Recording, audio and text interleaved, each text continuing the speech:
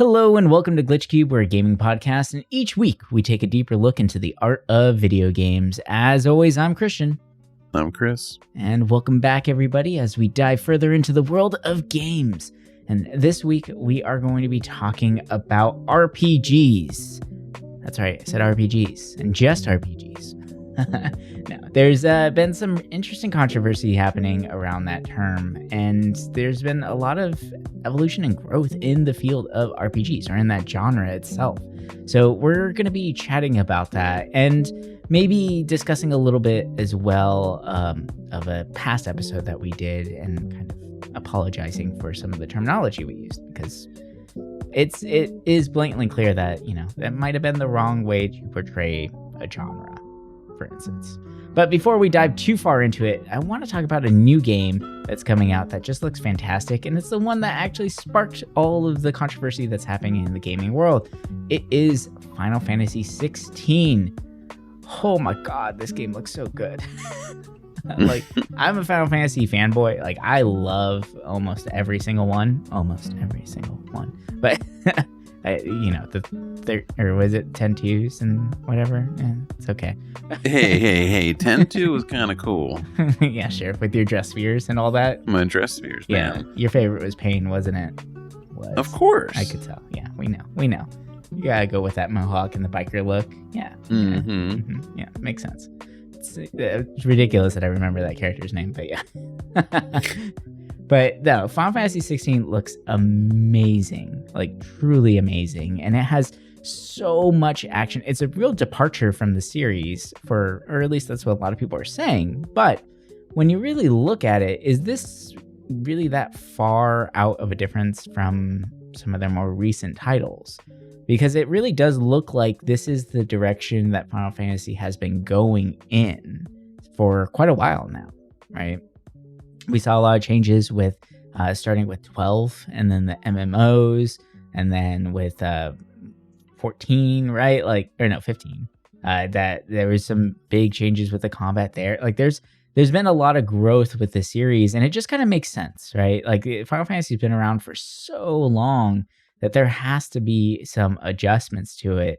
But there are people out there that do not like these changes. They want their classic game back. And I don't know. I'm looking at this and I'm excited to play it. Like, I want to just be in this world. I want to become Ifrit and just rip apart other Eidolons and summons, right? Like, it just seems so rad to me and so much fun. Like, the scale of this game looks pretty insane, honestly. But how are you feeling about it? What's your take? Because I know that we both love these classic turn-based games, and we both love Final Fantasy. So, what's your take on this new change? I'm ready for it.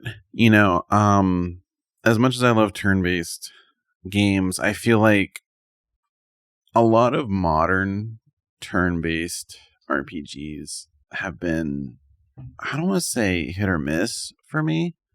I really like Chained Echoes a lot, and I feel like for some weird reason, turn-based RPGs just feel better when they're 2D in a weird way. Like, I don't know, sometimes it feels weird 3D. I don't know what it is. I mean, I do enjoy them as well, but it just, maybe it's the nostalgia. But seeing this game become more like a action RPG, I'm ready for it. I feel like after the past Final Fantasy games that have come out in recent times, I think this was maybe the path they wanted to get to. I mean, when you look at 15 and the 7 remake, they were basically ways to make turn-based battles more engaging, which I think remake, as much as it kind of annoyed me at times, I feel like it maybe was the best representation of that style, like an evolution. But with this game being more just like hack and slash, I'm kind of excited for it. If there's one thing I always loved about Final Fantasies throughout the years, is that they were always trying to do something different with every game, right? Like, think about, like I'm going more so of the 3D Final Fantasies with this, because that's where you see the biggest changes. But well, I guess you could say with 5, the job class system. Yeah, that was then you huge. go, That changed everything. I mean, look at how many games have followed that job class system because of that, right? Like, I mean, Octopath Traveler would not be what it is without a job class system. Like that's everything. And honestly, the second one is freaking phenomenal. Like everyone needs to be playing that game if you're a turn-based fan. So good. Oh gosh. And then you go to 7, which I think I'm trying to think because the active time battle was already in them before that, but with 7, obviously, it was the jump to 3D, so of course it was different. Then you go to 8 with the draw system, and then you go to 9, which is more so a return to the classic, right? You get your skills from equips. There's a little bit of different changes and stuff, and then you go to 10, and it's like, oh, we can throw our summons out like Pokemon. And then, with there was always something different and new added to it that kind of made it fresh. You go to 12 with the Gambit system, which was, in my opinion, maybe a precursor for taking this into a more active kind of battle, more so than an active time battle mode. I feel like the advertisement for 12 was this game, Final Fantasy 16. The way that it was portrayed and sold to us, because I remember them saying, like, this is not a turn-based game anymore. This is your action RPG style, right? Like, you're going to be able to fight which is true to a certain extent, but it still had the turn-based mechanics in the background kind of leading the pace of each one of the fights themselves. So it feels like this is what they were trying to advertise, and what they might have wanted to make, but it was too much of a departure from the franchise at that time. So I feel like 12 is that nice little bridge to get people used to that idea of that kind of free movement there. And then each iteration of Final Fantasy has given us a little bit more and a little bit more leaning towards this style. And 16 is finally just doing it all and just bringing everything that they have. Yeah, like you can see the influences of like the Devil May Cry series because I mean, obviously the Devilbringer, yeah. And even like when you look at some of the boss fights, you see that kind of more like the raids in Final Fantasy 14, and it's like it's cool seeing this like merger of all these different styles, different ideas. Like I'm at first, when I first heard about it, I had a high interest in it because it's Final Fantasy. And then it kind of died off because I'm like, Square Enix has not been doing too well recently. Like they've been, when it comes to like their big budgeted games, right? Or these big 3D games, like obviously Octopath is great. People ended up liking Diofield Chronicle. People like Triangle Strategy. Like a lot of their more offbeat and not as well-known or advertised games have done really well, but then you look at, Forspoken, Babylon's Fall, I mean, Stranger of Paradise, I remember people not liking at first, but then people actually end up really liking it. Right. I'm actually interested in playing it just because it's more of like Neo, which is kind of fascinating too. But with this, like after seeing and hearing it, I'm like, I kind of want it. Like, I really want to see what this game is like because it just seems so different. And I'm a big fan of action RPGs. Like, this reminds me of like the Ys games, but on steroids, right? Like it feels fast paced. It looks good. I'm stoked.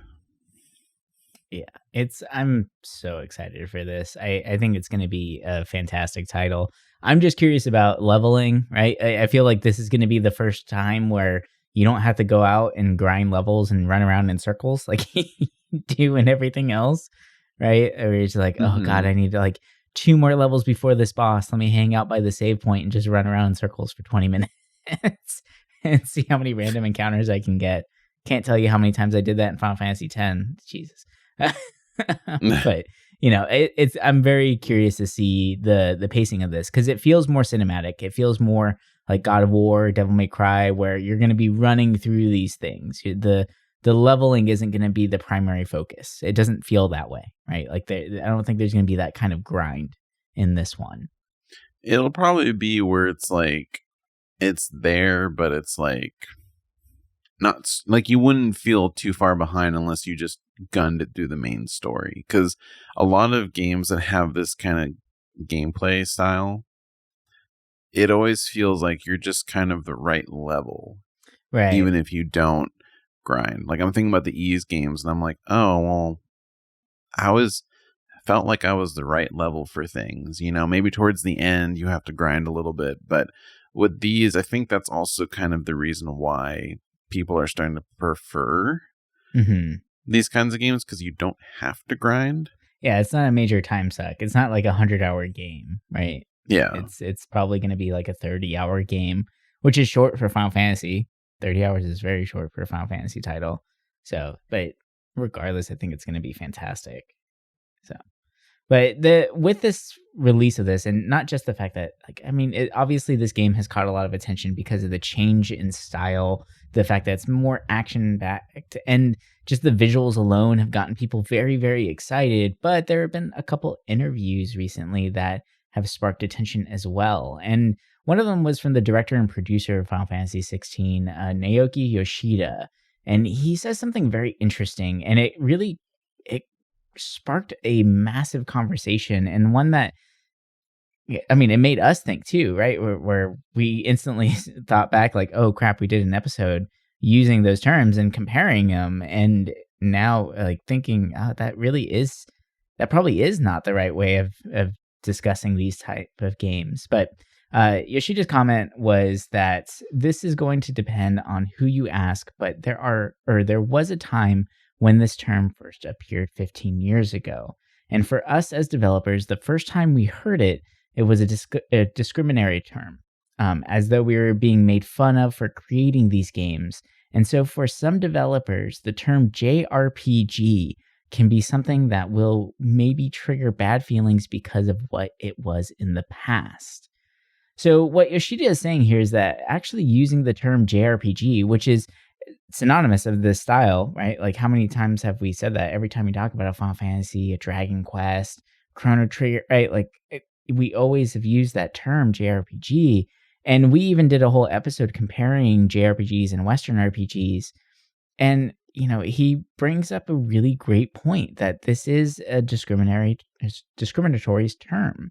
And while it's not obvious that it is, he brings up the idea of 15 years ago, right? And for everyone, we're probably thinking like, well, that I remember hearing that term long before then. I've always been a fan of JRPGs my whole life, right? So it's been longer than 15 years. But 15 years ago was kind of a dry spell for RPGs from Japan. And because of that, there was some interesting like backlash and interesting terms used. It was pretty bad, actually. So a lot of Western RPGs were gaining traction. They were doing very well. And a lot of people were falling off of the ones, or bouncing off the ones that came out of Japan. So developers use it as a way to separate themselves from games made in Japan. And they wanted to really express the fact that this is not a Japanese game, so it's going to be good, right? That was kind of like the idea behind it. And it's kind of messed up, actually, right? Like, sure, I mean, every genre and every company has a couple flops, right? Like, not every game is going to be a huge blockbuster hit. And the consoles at that time just did not have a really, really strong showing of games. There was some good ones, not gonna lie, around 15 years ago. It's around like 2008-ish era. But a lot of them were like kind of, I mean, anime fan servicey games, right? Like there's a big like resurgence of that. Like that's when a lot of these games really started coming out, and it became kind of a joke, honestly. But then again, you have some other great titles like, you know, Ni no Kuni was fantastic. Persona is great, you know, that always a good game. Resonance of Fate, right? Like there's some good titles out there that were kind of buried in the weeds, unfortunately. But that's really when we start seeing this term being used as a negative way to describe a video game. Yeah, I feel like it never dawned on me back then that a lot of like magazines, shows and stuff on the subject always kind of bagged on them unless it was a person that was really passionate about them, which usually there was always one reviewer that was passionate in a few magazines. But I remember as a kid, I was always reading gaming magazines, right? Like that was obviously the way to get your game news, unless you watched it on TV. But I was one of the few that didn't. Well, not few, but I didn't watch like G4 and stuff a lot when I was younger. I always wanted G4, but we never had the paid channels for that. It was so expensive. It was, yeah, like I felt fine with magazines, so I was always like, oh, I'm gonna read this. And like when it was someone that didn't appreciate games like that, it was just always bad reviews, right? Always doing it. And I could see why, they would take that to heart, because people would use, that term for, oh, this is, they're all the same, blah, blah, blah, all of this. And it's like, well, and we in still the 90s, hear that today, right? You do. I feel like it started then and it's never died off. So like every single turn-based RPG, oh, it's the same. It's all the same. It's like, well, what about all your shooter games, right? All first-person shooters are the same. How about that, right? Like it's a dumb argument and it doesn't really say anything about it. It just means that you don't know what the game's actually about, right? So, but I feel like now really looking back at it, I feel like this is whenever people really started fighting for that and really claiming that and saying, oh, you're a Final Fantasy fan? Boring. They're all the same, right? And it's just kind of, it's weird. I think it was like right at the end of high school whenever people started really bashing them. Yeah, because I mean, you have to think the 90s, like that's when it was in full bloom, right? Like PlayStation 1 era, Saturn era, then you go to PS2, like both generations had such strong output for role-playing games just in general. And I mean, when you look at RPGs like overall, even the PC during that era had a lot of strong contenders. You go to the 2000s and like the early 2000s, like, yeah, we still saw some just because of the PlayStation 2 era. But once you get to that PlayStation 3, 360, it narrows down. And while there were some strong RPGs that came out around that time, the focus shifted a lot more to Western developers because it was kind of when a lot of those old rough ideas kind of turned into something more grand. You look at, say, with Elder Scrolls, right? Before Oblivion, Daggerfall, like, while it's a monument when you think of how the game with the biggest map still to this date, mostly because it's the map is static, but the experience of you walking around is kind of randomly generated, but still it's a huge map. So when you went to Oblivion, it's like, whoa, this is crazy. And then, not long after that, you have Mass Effect, you have Dragon Age. Like, you're seeing this growth outside of Japan in the RPG element, which, and this is for console, right? Like, obviously, computer RPGs, they've been around forever, since the beginning.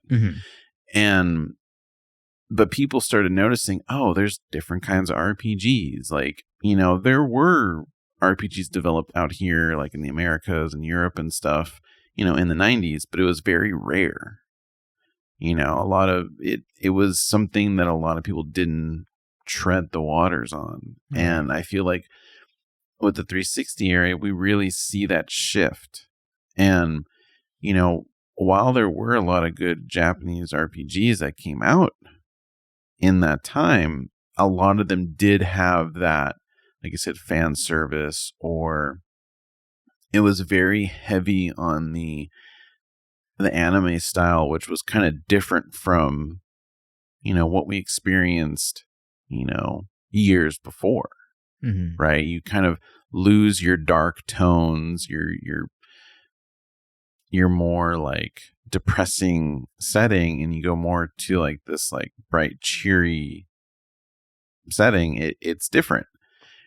And I think around this time too, we start seeing so many other genres being born that a lot of people, started losing interest, especially in turn-based, right? Like usually when people think of a Japanese role-playing game, they think turn-based, right? They don't think about the action RPGs or the turn-based RPG, or not turn-based, but like strategy, right? Like tactics style.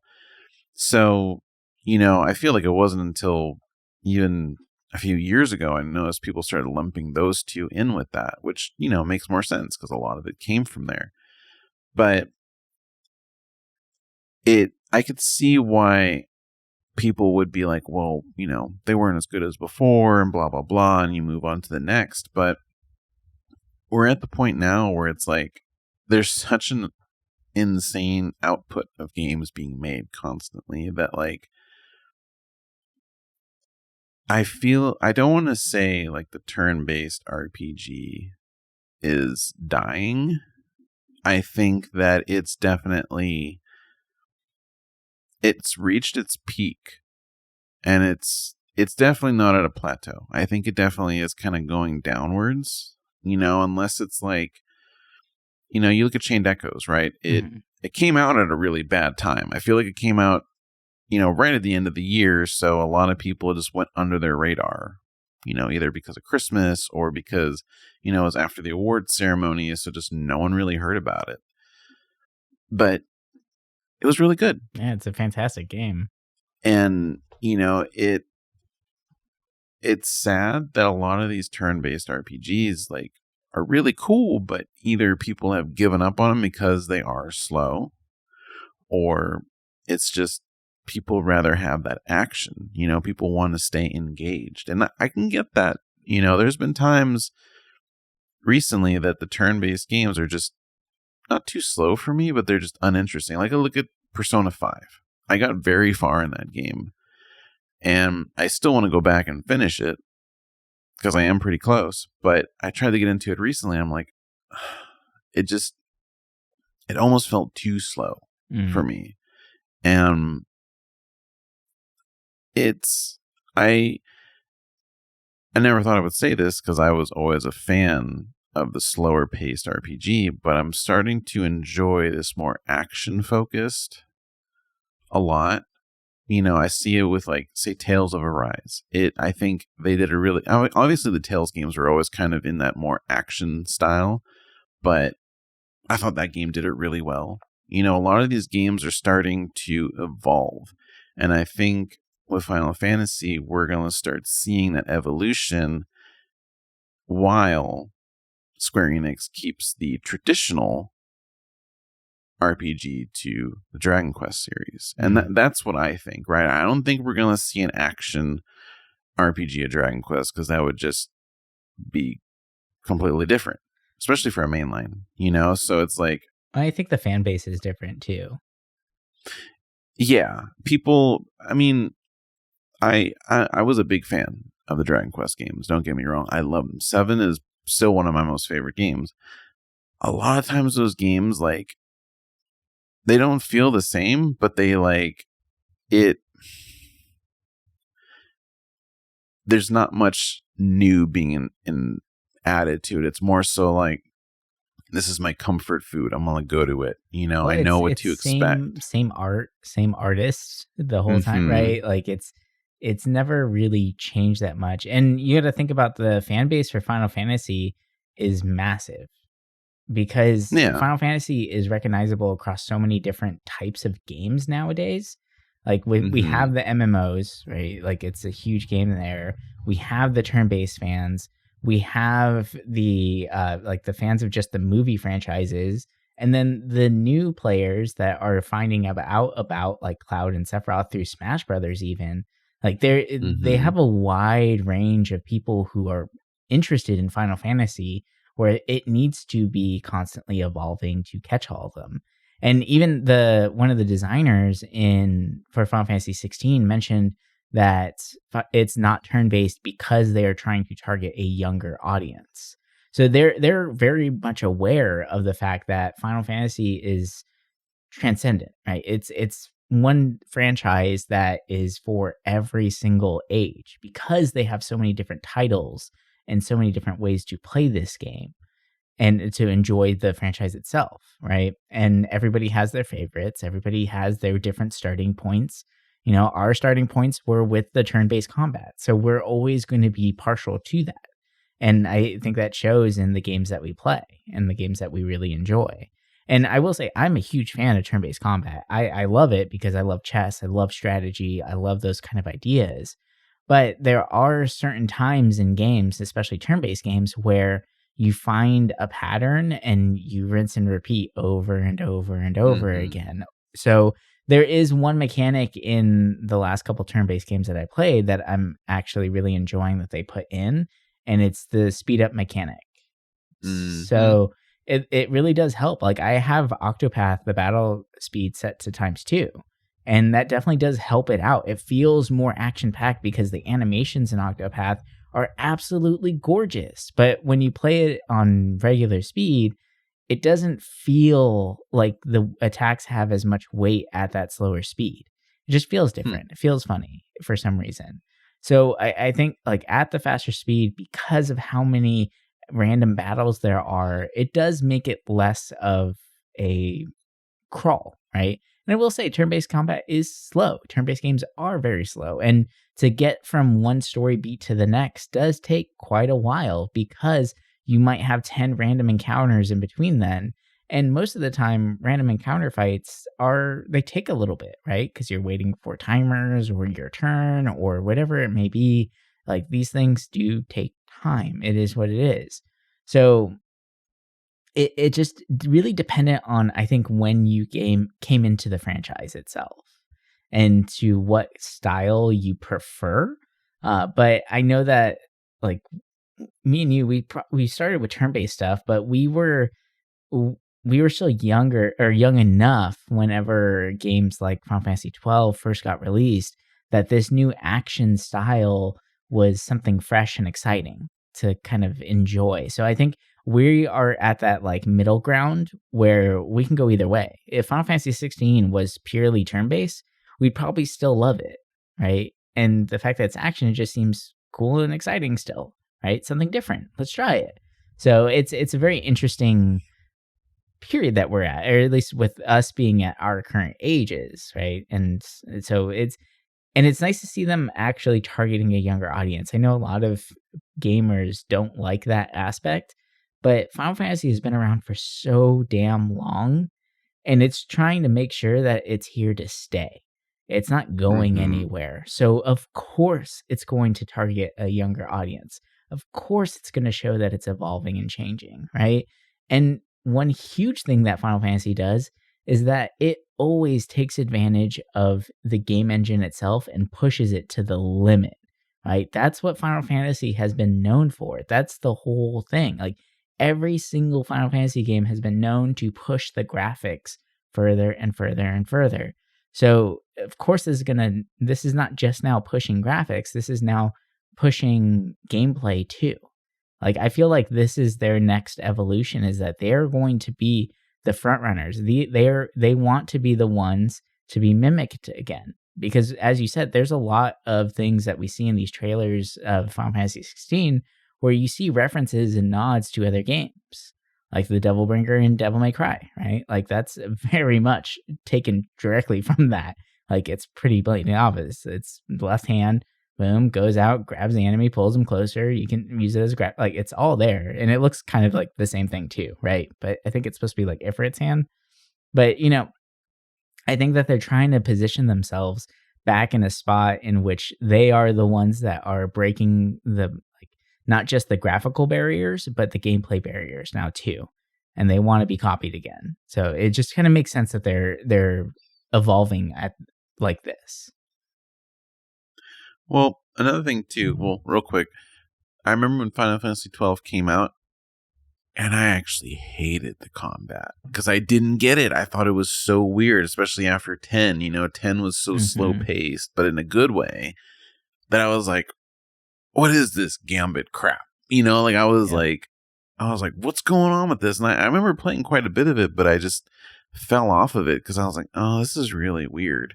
But I like what you said about, them trying to attract the youth. And yeah, we do grumble about that a lot. But think about this. 7 did that when it came out. Yeah. Right? It brought in a bunch of, us, or maybe a little bit older than us, into that whole genre. Maybe people that weren't interested in it at all were like, wow, this game looks amazing. This game's cool.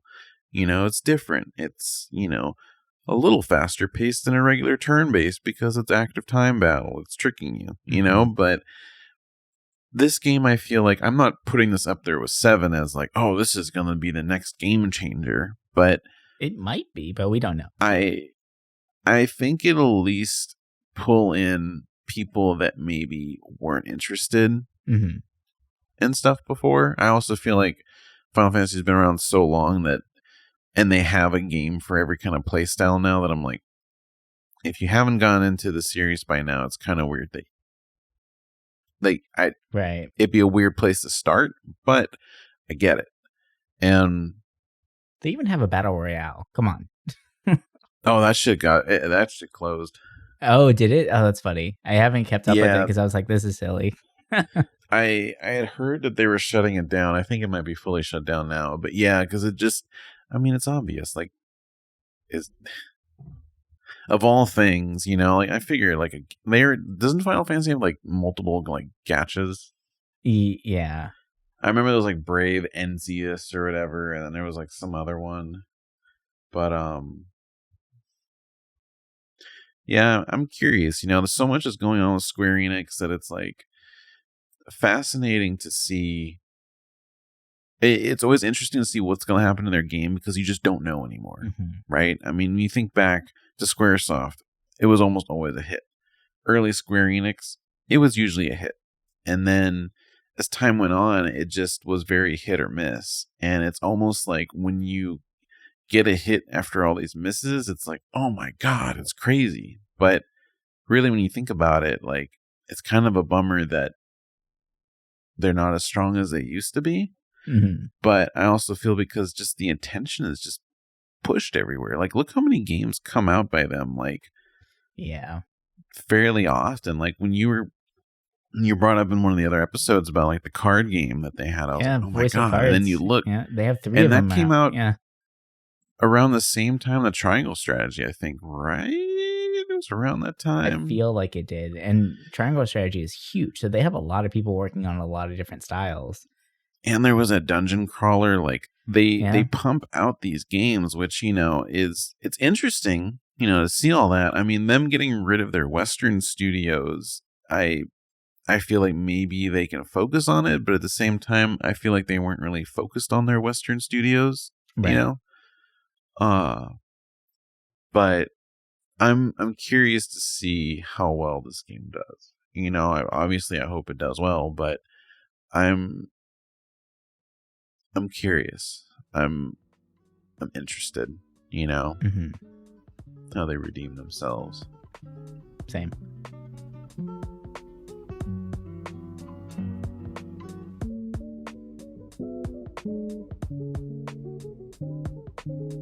I've been curious. I feel like this is a question that could garner many different answers from many different people, but what is your favorite and least favorite mechanic in a RPG in general?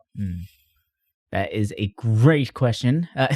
So honestly, I think my most favorite mechanic in RPGs, whether it's turn-based, all that, right, would have to be job classes. I love a job class system. If a game has job classes, I am in it. I love it because I love the variety. I love mixing and matching and seeing what kind of different possibilities can come out. Like, it's so much fun. And I think the first time that I really fell in love with this was Final Fantasy V. Like, it really had such a great job class system that I wish was included more often in the other Final Fantasies. Like, if Final Fantasy VII had a job class system, I would have fallen in love with that a lot sooner, right? Like, it would hit a lot differently. It's funny because 7 was the first one that I played of the Final Fantasy franchise, and it's interesting because you brought it up that like that one was targeted for a younger audience, and I didn't think about that because most Final Fantasy fans were been playing their games for over a decade at that point, right? And we came in at a young age playing and loving that game. So it's kind of funny to bring that up. But yeah, job class systems, 100%. I'm hooked all the way. I mean, that's why I love Octopath so much. Like, it's just so much fun getting lost in that and finding new combinations. And when you get to actually mix multiple job classes, like if you can have two and see what kind of cool things synergize and what doesn't work, and just find new interesting builds, it's so much fun to do that. And I think nowadays with, the internet and all that, like we can, and people sharing their job combinations and their character combinations, it's actually really cool to see, right? Like you can find some really broken builds. You can find some really interesting ones that are really fun, change the gameplay style completely. So it's a really cool little mechanic to add in there. But on the flip side of that, well, one mechanic that is prevalent in all, like, I would say tactical RPGs or turn-based RPGs is the party system, in which, you have multiple members of a party. And some games will give you just like, maybe 6, 8, something like that. Not a lot to deal with. Other games give you a lot of party members. So there is like a number where it just kind of makes sense. And with Octopath, obviously there's 8 characters there. But it definitely does one thing that I really kind of find frustrating, but I get why it does it. And it always bugs me when other RPGs do this. With Octopath, it makes sense why it's in there, but when they force you to use a party member that you don't use at all, and they are severely underleveled, it's so frustrating sometimes because it can make the easiest fight so hard because they're just not pulling their weight anymore. And for most of those games, you're really dependent on each person's role within your party. Everyone is playing such an important part. And like, you have your healer, you have your attacker, you got your debuffer, your buffer, your mage, right? Like everyone has a place there. And then when you're forced to kind of break that synergy, yeah, it can be kind of interesting, and it forces you to play a new character and maybe change your play style a little bit. But for the most part, I feel like it kind of breaks the strategy that you've probably been building for 30 plus hours and just makes it kind of just for like a minor frustration there. But I don't know. It's never been a turnoff to the point where I stop playing the games, because no games really abuse it that much. It's usually for like a mission or two, so it's not too bad. But yeah, it is kind of frustrating at times. But what about you? What's your favorite and least favorite mechanics? So my favorite is kind of tied. Class system is definitely one of my favorites. I remember Final Fantasy Tactics. I was like, oh my god, this is amazing. Like, I loved it, and then obviously Final Fantasy V, and then everything that came after. But I loved it. It's cool because it's your character looks different. Everything just feels official, right? Like, you could argue that with, say, Final Fantasy 7 and stuff, that like, oh, it has a class system, just you have to make your own with the materia. Like, oh, I'm gonna make Tifa like a mage or something like that. But which you have a healer, right? Like, there's like dedicated people. It feels different. Yeah. But so I would say class system. My other favorite is like kind of like what Suikoden does, where you can, recruit people for your castle, or like just creating a base that you can actually see the physical changes to. Like, that is like one of my favorite things. I know I bring it up every chance I get in this podcast, but Chained Echoes did that very well too recently, if you're into that. See, I need to get to that point, because I stopped. I need to really get more into that game because I want to see that. I want to see how much it actually changes. But it's a feature I love, and I feel like it's a feature that you don't really see that much. So when it does pop up, I appreciate it. I think that we are in general starting to see a city/base building boom in the gaming industry in general, with everything that's coming out soon. So I'm hoping that maybe those features will be added more into these kind of games again, because I love them so much. As for the thing I hate, this is something I've hated since I was a kid, but battles you can't win. Oh, yeah. And it's the kind of battles where you're not, I think Final Fantasy IV had it where there was a fight where you get hit and it does like almost all your health at once. And I was like, okay, that's cool because I'm not wasting my time. Right. But when you have a fight where it's like they're not doing your whole health, you're able to damage them, but you're still supposed to lose. Like, it pisses me off because I'm like, I'm wasting all these potions. There wasn't a save right before, so I can't just save scum it and come back. Well, and you don't know. Yeah, you don't know. Yeah. It's like I hated that so much. Like, and I feel like that was something that they really abused in a lot of like 90s, maybe early 2000s RPGs. Like, you would have those fights and you'd be like, oh my God, why? Yeah. I feel like you don't see it that often anymore without kind of getting an idea like, oh, this is probably going to be an unwinnable fight. Right. At least make it so that if you attack, you do 0 damage. Like, make it kind of blatantly obvious that, like, okay, this is unwinnable. But I can kind of see why maybe it was so popular back then. Like, back then it feels real. It does feel real, and the hero's journey was like really big. Like, obviously, like the books with Joseph Campbell's and stuff like that. So they really wanted you to feel the struggle before you became the all-powerful god that you become in RPGs. So like, it always does feel good to come back from a fight that was quote unquote unwinnable and then completely wreck them, a few hours later. But it is frustrating whenever they don't give you like a heads up or a clear indication that you're not winning this. Like, it should even just lock potions so you're not wasting items on that stuff. Yeah. I like when they do give you a chance, like, oh, you could kill them and it's just really hard. Like, that is kind of nice when that happens and it actually does something different. But yeah, it's like, at least just make it so you can't do a lot of damage to it. So we just know, Right. Yeah. Agreed. All right. Well, I think that's going to do it for us this week.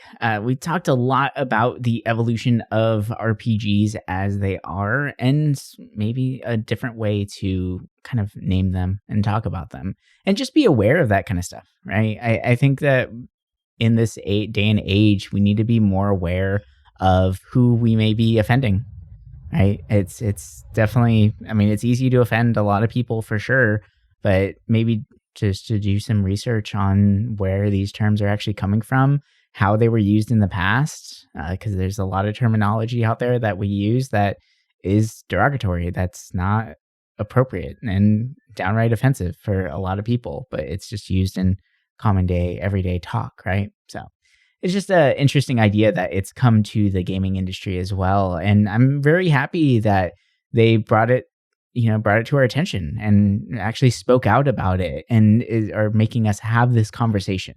I think it's very important to do so. But anyway, like I said, that's it for us this week. And we will talk to you guys next week with some more games and history about them and all that good stuff. But until then, bye for now.